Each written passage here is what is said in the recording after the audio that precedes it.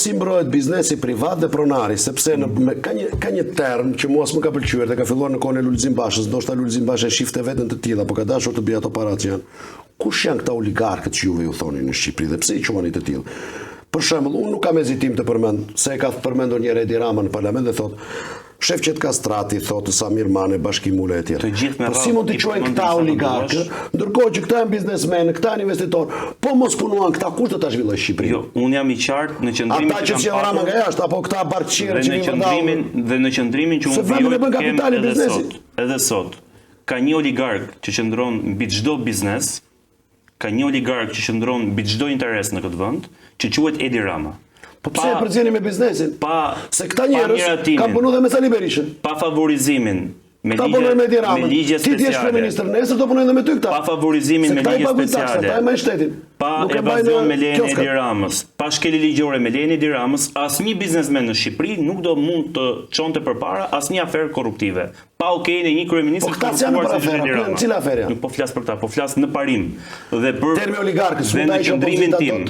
Në qendrimin tim publik, sot Shqipëria ka një oligark që quhet Edi Rama, i cili edhe po të shihni librin që është akt akuz në fakt Albanian Files, që aty ka rreth 512 projekte të detajuara zhvillimore në të gjithë territorin e Shqipërisë nga Berlini. Po morën një lek pallati bash oligark. Edi Rama. Jo, Elvi, më lër ta çoj deri në fund logjikën. Ti je një kryeministër që personalisht kontakton me Facebook, me WhatsApp, me Instagram, me gjitha arkitekt nga studiot më të ndryshme në botë, i fton në Shqipëri, u cakton dhe truallin, shpeshherë i fut në joint venture, në bashkëpunim me partner lokal që janë grupe kriminale me rekorde kriminale. Kjo është pjesë tjetër, unë po flas ndani biznesin, ndani investitorët, nga krimi, po, do të keni shumë kujdes se nuk mund të bëhen të gjithë pistë. Se jeni parti e djathtë. Si mund të bëhet një parti e djathtë duke përdorur koncepte marksiste. Gjithmonë kam që pro protestave. Po të bashkohet në një protestë kundër biznesit me terma marksiste, ku janë bashkë neomarksistët, neokomunistët, me LGBT-qitë dhe me Hoxhën, po ku e opozita e djathtë, pastaj konservatore. Unë do vetë të bëj me Lulin pastaj se. Dhe tash po ka qenë më serioz Luli në këtë. Dhe tash zoti Fundo. Dhe tash këtu është fuqia më e madhe e kësaj proteste, që pikërisht ka arritur të bëjë bashkë të gjitha grupet me qëndrime ideologjike 180 gradë të kundërta. Pse?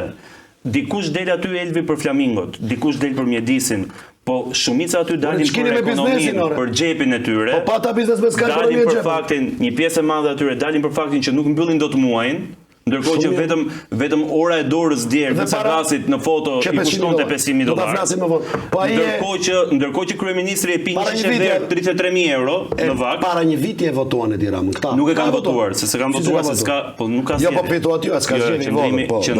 Qëndrimi i PD-s do të shkojë pa lëkundur. Që zgjedhje me Edi Ramën nuk ka patur dhe nuk ka.